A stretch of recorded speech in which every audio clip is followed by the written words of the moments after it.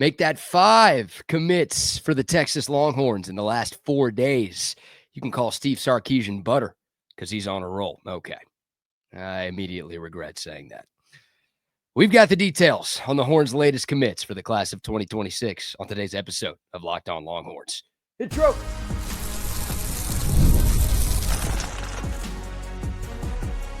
You are Locked On Longhorns, your daily podcast on the Texas Longhorns. Part of the Locked On Podcast Network, your team every day. Welcome in. You are locked on to the Texas Longhorns. I'm your host, BK Brad Kellner, Texas grad, Austin native, and longtime sports radio host here in the Lone Star State. Thank you for making Locked On Longhorns a part of your day every single day. We're free and available wherever you get your podcasts and on YouTube as well. Please like, subscribe, leave a comment, and tell your Longhorn friends about Locked On, your team every day. Today's episode is brought to you by FanDuel. Right now, new customers can get $200 in bonus bets when your first $5 bet wins. We've got plenty of recruiting talk on today's show, including an extremely positive update on a 5-star Texas target for the class of 2026. But first, there have been 2 commits since yesterday's episode, and we're talking about them both in our first segment. Yesterday, 4-star defensive lineman Cory Wells gave his commitment to the Longhorns, listed at 6'5", 300 pounds from the state of Mississippi.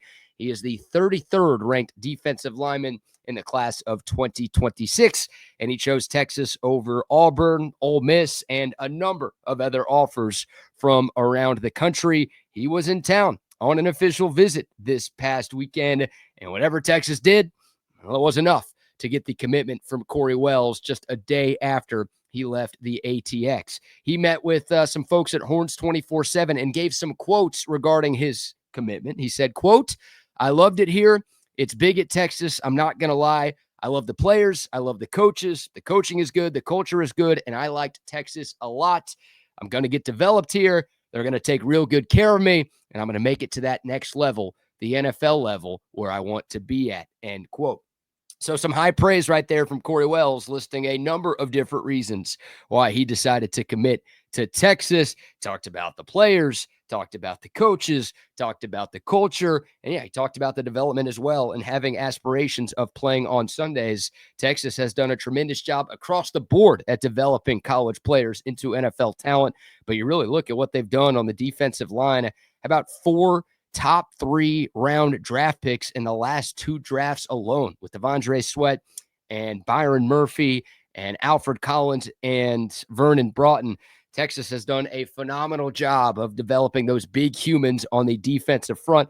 Cory Wells clearly taking notice of that. And I love how he said they're going to take real good care of me. Yeah, well, if you could play football, Texas will take care of you in the NIL era that we live in. You can't have enough big humans. And Cory Wells is a really good athlete. Again, 6'5", 300 pounds, played basketball early in his high school career. He actually gave that up to focus more on football, but he also did shot put on his school's track team as well. So a multi-sport athlete.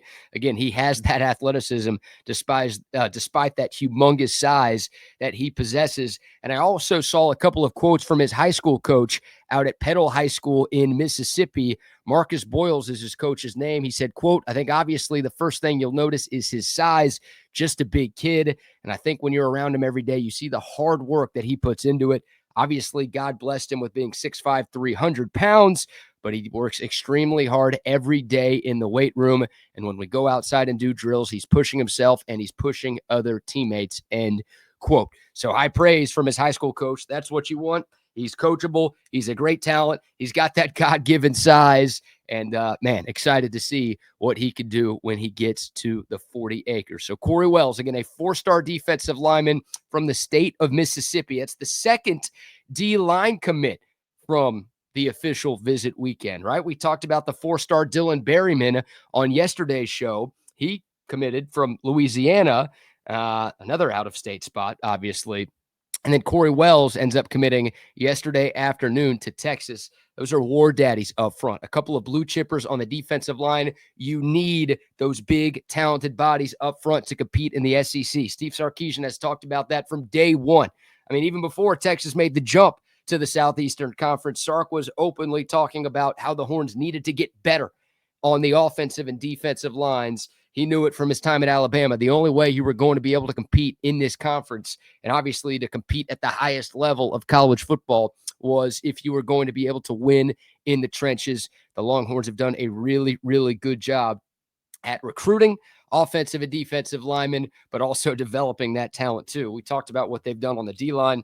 Look at what they did on the offensive line with 3 guys drafted this April alone. Texas is doing phenomenal work where it needs to with those big humans. So Dylan Berryman, a big pickup, a top 175 player in the class. Cory Wells, a little bit lower ranked on the recruiting trail, but again, another big human and a big out-of-state get for Kenny Baker. Sounds like Berryman's going to be more of an instant impact guy when he gets on campus next year. Sounds like Wells is more of a put him in the smoker and don't rush it type of prospect. But either way, it's 2 blue chips already on the defensive line recording on June 10th. There's still a long way to go in this cycle. You would think Texas is going to add at least 1, if not 2 more defensive linemen in the stretch. We've touched on it a number of times here on Locked On Longhorns.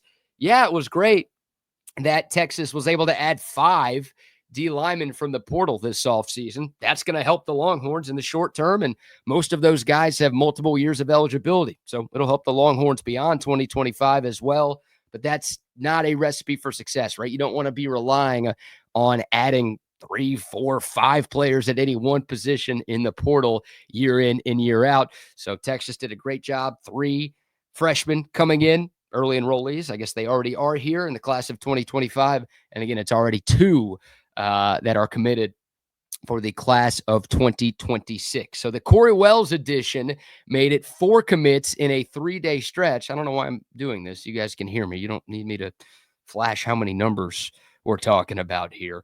But earlier today, that number rose to 5 commits in a 4-day stretch as the Longhorns landed a commitment from Prosper punter Mikey Bukauskas. I want to make sure I get that name right. Don't want to offend anybody. Don't want to get me or the kid in trouble. Mikey Bukauskas commits to Texas earlier today. He is the number 2 punter in the 2026 cycle. He was also in town this past weekend, and he announced that commit earlier today. Now, again, I don't know what Texas did over this weekend, but if this past weekend is a sign of things to come for these next 2 massive OV weekends coming up, then the Longhorns are going to be getting a lot more good news over these next few weeks, and we'll be talking a lot more recruiting right here on Locked On Longhorns.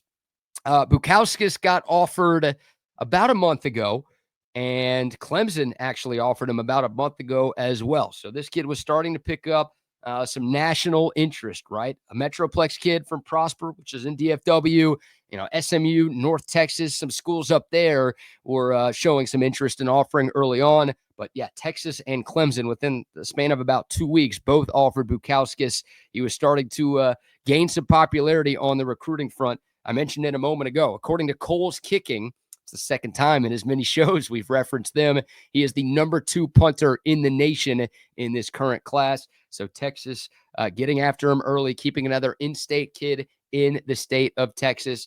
And boy, the Longhorns have really put an emphasis on special teams early on in this cycle. We're not even to mid-June, and the Longhorns already have a punter, a kicker, and a long snapper committed in this class. I don't think they're going to take any more, right? They're not going to have 2 punters in a year, 2 kickers, whatever. But they have already taken care of those 3 special team spots early on in this cycle. We talked about the importance of special teams yesterday when discussing the Jake Collette commitment. That's the kicker who was also in town this past weekend, who committed over the weekend. Texas was really bad at special teams last year. Cost them an SEC title, almost cost them the Peach Bowl against ASU. They are clearly showing everybody that, hey, we're not going to let that happen again. Like, that's not going to fly around here. We acknowledge that that third facet of the game is important, and we can't let that be a thorn in our side. Obviously, we got to get the offense and defense right, but we have to make sure our special teams is on point, because we're going to be playing some close games in some big spots moving forward. We can't be giving up points. We can't be giving up, hidden yardage and fielding position.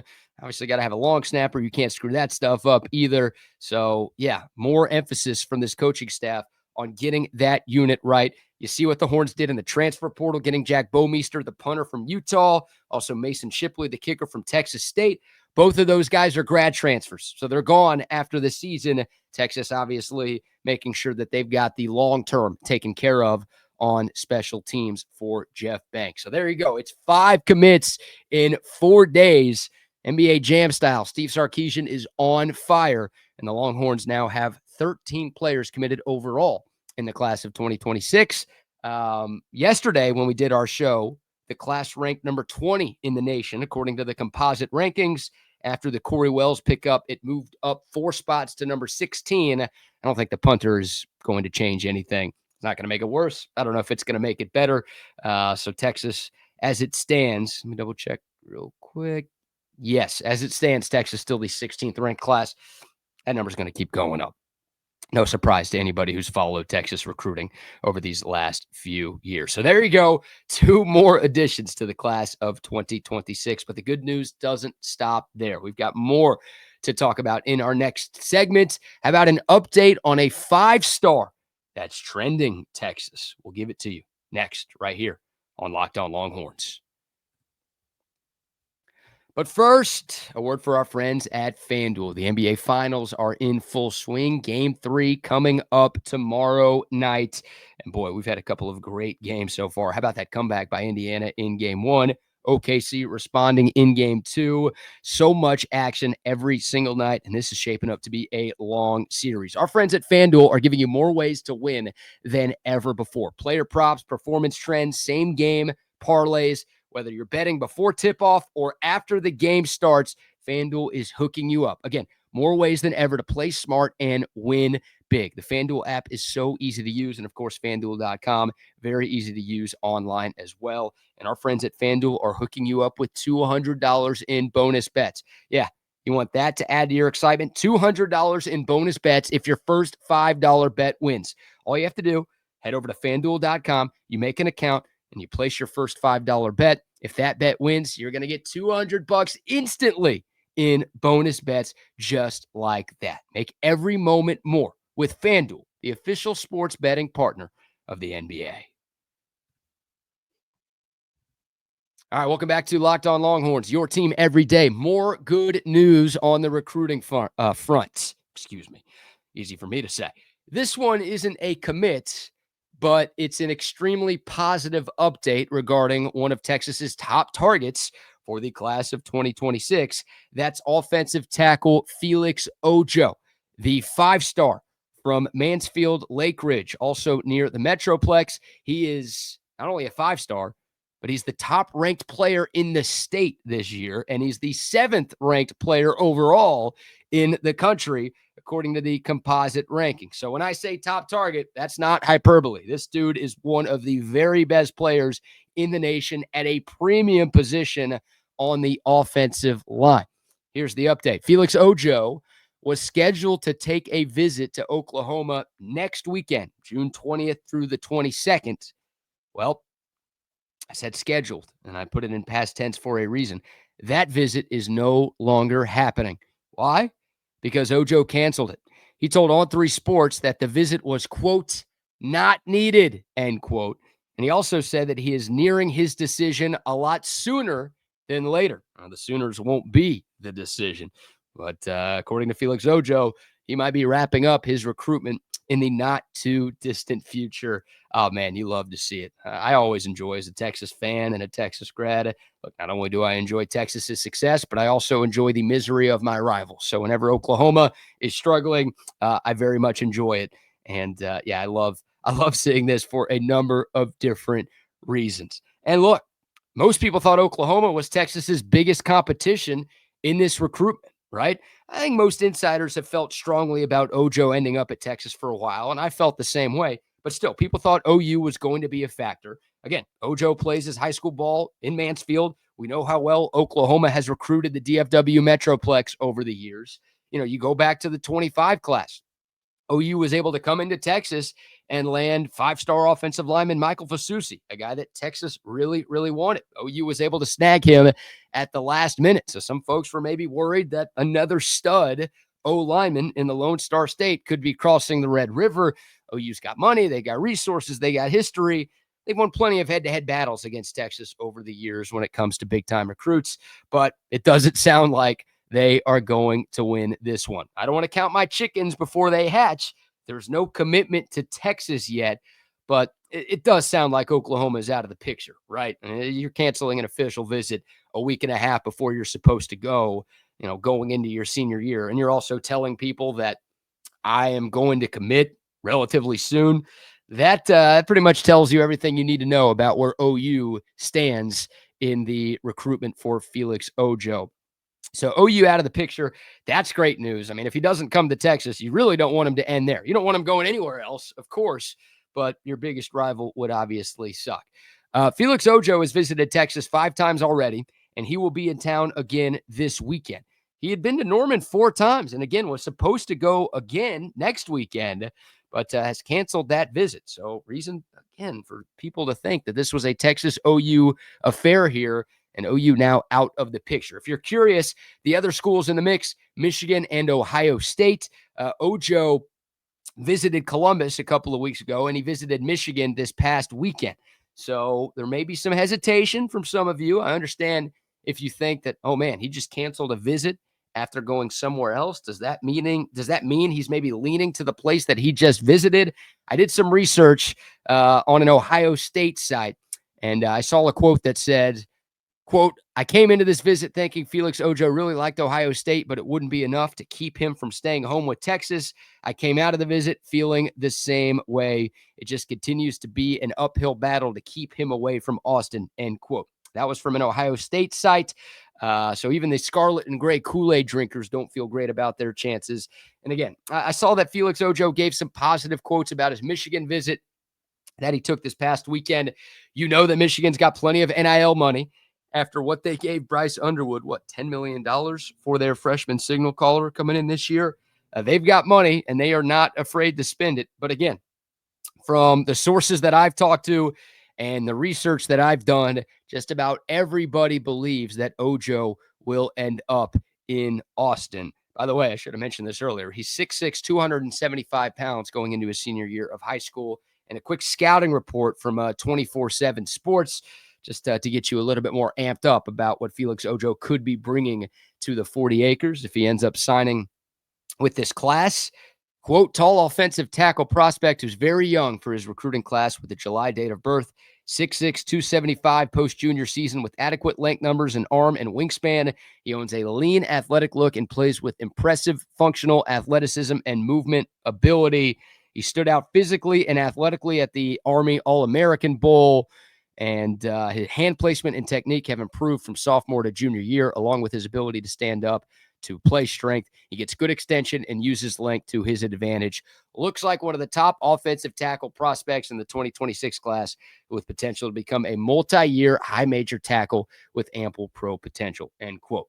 I gave you a lot there. Probably didn't need to read all of that, but the last sentence is the one that sticks out. One of the top offensive tackle prospects in this class with the potential to become a multi-year high major tackle with ample pro potential. Again, I talked about it in segment 1, the importance of building through the trenches. You look at what Texas has had at left tackle the last 3 years with Kelvin Banks. I think we're all excited to see what Trevor Goosby does in his first year as the starter, replacing Kelvin Banks, who's off in the NFL. Like, you got Nick Brooks, who was a part of this year's class, who looks really, really good on the field. Got to stay out of trouble off the field. But Texas, again, placing an emphasis on the offensive lines. I think we all know how important the left tackle position is in any offense.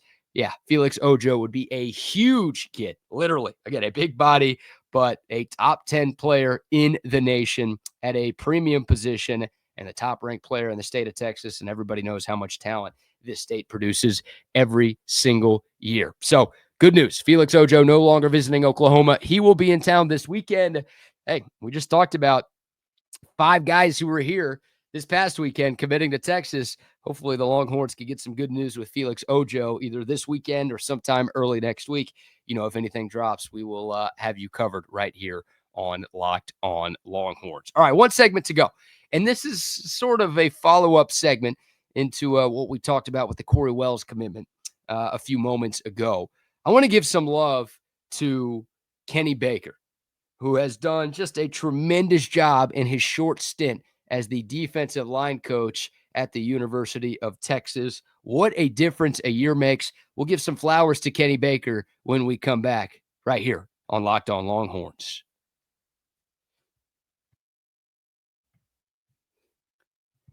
All right, back here on Locked On Longhorns, your team every day. Again, this is sort of a follow-up for the first segment where we talked about Texas landing another defensive line commit for the class of 2026. That's 2 in a 3-day span for that position alone. And I just want to take a few moments to give some love to Kenny Baker, the Texas defensive line coach, who's going into his second full year at Texas. When he got the job early in 2024, a lot of Texas fans were underwhelmed, concerned, disappointed. Any of those words, I think, would have worked. Like Bo Davis had just left for LSU, and that felt like a massive loss. I mean, everybody loved Bo Davis. He had been at Texas before. He was just at Texas. Was a part of national championship staffs during his time as a college football coach, had coached at Alabama, had coached in the NFL, had coached at other big-name programs across the country. Like, everybody knew him, and everybody loved him. And it, again, felt like a really big loss when Bo Davis departed for LSU. And, you know, you're thinking, all right, well, we're Texas. Let's just go out and hire another badass with a huge resume. Let's find a guy who has won national championships. And let's find a guy who has developed a bunch of NFL draft picks. And everything's going to be all good. We won't even miss Bo Davis. It's all good. Well, then Kenny Baker was the hire. And Steve Sarkisian got Kenny Baker from the Miami Dolphins. He was an assistant defensive line coach, not the defensive line coach, the main guy in Miami. He was an assistant D-line coach for the Dolphins. And Kenny Baker's biggest college job was at Western Kentucky, where he was the D-line coach for the Hilltoppers for a couple of years. And you look at his, Wikipedia page, his other college stops included UT Chattanooga and Gardner-Webb. Not quite blue bloods. And Kenny Baker wasn't really a household name. There was a lot of who going on when Baker got the gig. And then, the early returns weren't great. Like, Texas was struggling with defensive linemen on the recruiting trail in 2025. Again, Baker got this job, last January, or January 24, excuse me. Yeah, last January. Same thing. What year is it? 2025, last January. Okay. Texas was struggling on the recruiting trail. Josiah Sharma and Myron Charles, who were Texas targets, committed to other schools on the same day in late June. Those were two guys the Longhorns were really invested in. And I think it was June 28th. Both of those guys end up committing to other schools. And we're starting to wonder, like, okay, is Texas going to get anybody worth note on the defensive line in this class? And then all of a sudden, less than a month later, Sharma flips from Oregon back to Texas. And then the day Texas spanked Michigan in September, Charles flipped from Florida State to Texas. And boom, just like that, Texas went from who are we going to get to two big dogs, two blue chips on the defensive front. And then, of course, the Longhorns went on to land the biggest of defensive line dogs in the class when five-star Justice Terry committed and signed very late in the cycle. Texas was able to poach him away from the state of Georgia. Georgia wanted him. Not easy to go into Bulldog territory and take a guy like that away from Kirby Smart. So Justice Terry was the cherry on top, and that gave Texas three legit, bona fide blue-chip D-line prospects in Baker's first cycle. It went from nothing and, oh my God, what are we going to do, to three studs just like that. And then, of course, you look at the on-field stuff with Texas's D-line play this past season. The D-line was great.